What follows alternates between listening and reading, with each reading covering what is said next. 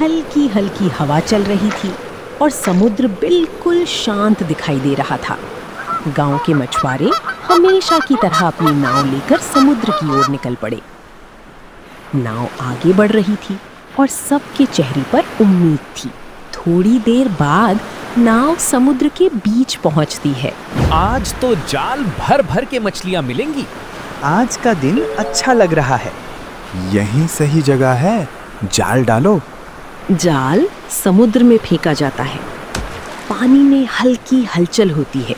सब इंतजार करने लगते हैं। कुछ देर बाद जब जाल बाहर खींचा जाता है तो सभी की नजरें उस पर टिक जाती हैं। लेकिन जाल बिल्कुल खाली था। अरे ये क्या, एक भी मछली नहीं। शायद किस्मत खराब है, एक बार और डालो। फिर से जाल डाला जाता है, लेकिन जब जाल फिर बाहर आता है वो फिर से खाली होता है। ऐसा पहले कभी नहीं हुआ। तभी एक मछुआरा झुककर समुद्र का पानी हाथ में लेता है। वो उसे ध्यान से देखता है। अचानक उसका चेहरा बदल जाता है। अरे ये पानी पहले से बहुत ज्यादा खारा हो गया है। हाँ, ये तो सच में बदल गया है। शायद इसी वजह से मछलियां यहाँ से चली गई हैं। चलो गांव वापस चलते हैं। गांव में सुबह से ही हलचल मची हुई थी। मछुआरों के खाली हाथ लौटने की खबर हर घर तक पहुंच चुकी थी। धीरे धीरे सभी लोग चौपाल पर इकट्ठा हो जाते हैं। गांव के बुजुर्ग काका बैठे हैं और सब उनकी ओर देख रहे हैं। सब लोग शांत हो जाओ। पहले ये बताओ क्या हुआ है। काका, आज समुद्र में एक भी मछली नहीं मिली। हमने कई बार जाल डाला, लेकिन हर बार खाली आया। और एक बात और है। क्या? समुद्र का पानी पहले से बहुत ज्यादा खारा हो गया है। सभी लोग एक दूसरे को देखने लगते हैं। माहौल भारी हो जाता है। अब हम क्या करेंगे? अगर यही चलता रहा तो भूखे मर जाएंगे। कुछ पल के लिए सन्नाटा छा जाता है। ये जो हो रहा है, ये साधारण बात नहीं है। सब उनकी ओर ध्यान से देखते हैं। गांव के बाहर समुद्र के किनारे एक तपस्वी रहते हैं। क्या वो हमारी मदद कर सकते हैं? हाँ, अगर किसी को इसका कारण पता है तो वही बता सकते हैं। कल सुबह हम सब उनके पास जाएंगे। सभी लोग सहमति में सिर हिलाते हैं। अब एक रास्ता दिखने लगा था।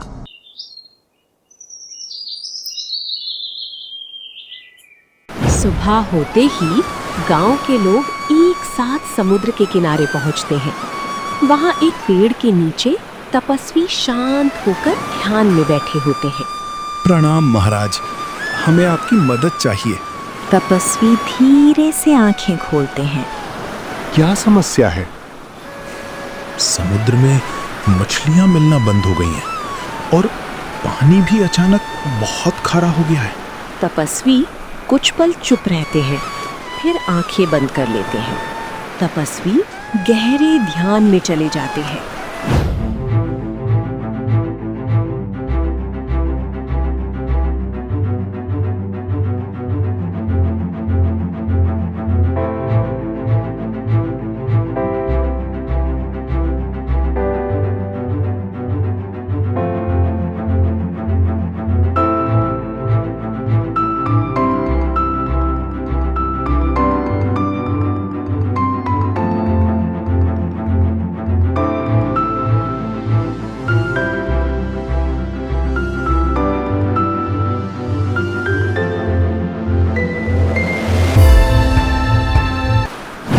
धीरे से आंखें खोलते हैं।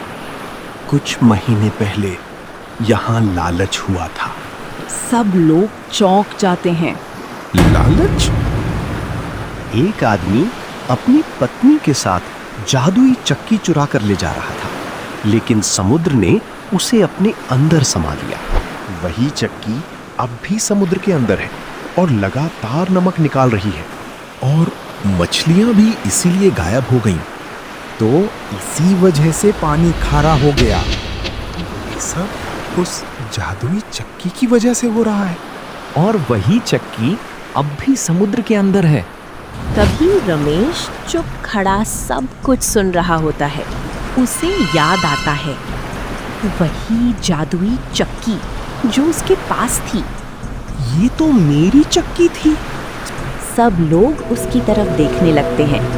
कुछ महीने पहले मेरी जादुई चक्की चोरी हो गई थी और अब समझ में आ रहा है उसे हरिया ही चुरा कर ले गया था।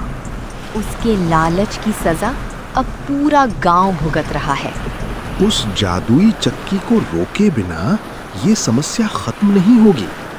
रमेश, जिसने तुम्हें ये चक्की दी थी वही तुम्हें इसे रोकने का उपाय बता सकती है। रमेश थोड़ा सोच में पड़ जाता है। ठीक है, मैं समझ गया। काका और बाकी लोग उसकी ओर उम्मीद से देखते हैं। बेटा, अब सब कुछ तुम्हारे हाथ में है। रमेश गंभीर होकर समुद्र की ओर देखता है।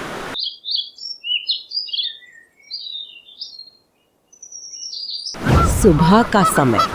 रमेश अपनी नाव लेकर समुद्र में निकलता है। नाव समुद्र के बीच पहुंचती है, वही जगह जहां उसे पहली जादुई मछली मिली थी। चारों तरफ सन्नाटा, सिर्फ लहरों की आवाज।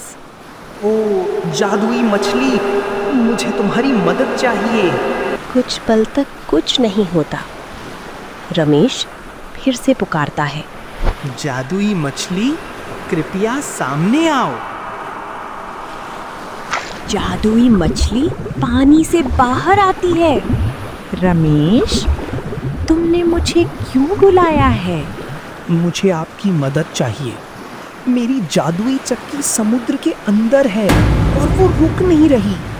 मुझे सब पता है, ये सब लालच का परिणाम है। रमेश, इसे कभी बंद नहीं किया जा सकता, लेकिन इसे नियंत्रण में जरूर किया जा सकता है। कैसे? तुम्हें यहीं से पूरे विश्वास के साथ इस मंत्र को बोलना होगा। चक्की चक्की धीरे चल, जितना चाहिए उतना निकल। चक्की चक्की धीरे चल, जितना चाहिए उतना निकल। समुद्र अब पहले से शांत दिखाई देता है। पानी में हलचल, छोटी मछलियां तैरती हुई नजर आने लगती हैं। लेकिन ये पहले की तरह कभी मीठा नहीं होगा। ये खारा पानी आने वाली कई पीढ़ियों को हमेशा ये याद दिलाता रहेगा कि लालच का अंजाम कभी अच्छा नहीं होता। जादुई मछली मुस्कुराकर पानी में गायब हो जाती है। समुद्र का वो खारा पानी आज भी हमें चीख चीख कर यही याद दिलाता है कि इंसान की भूख मिटाई जा सकती है, पर उसका लालच कभी नहीं। और शायद इसीलिए समुद्र का पानी आज भी खारा है।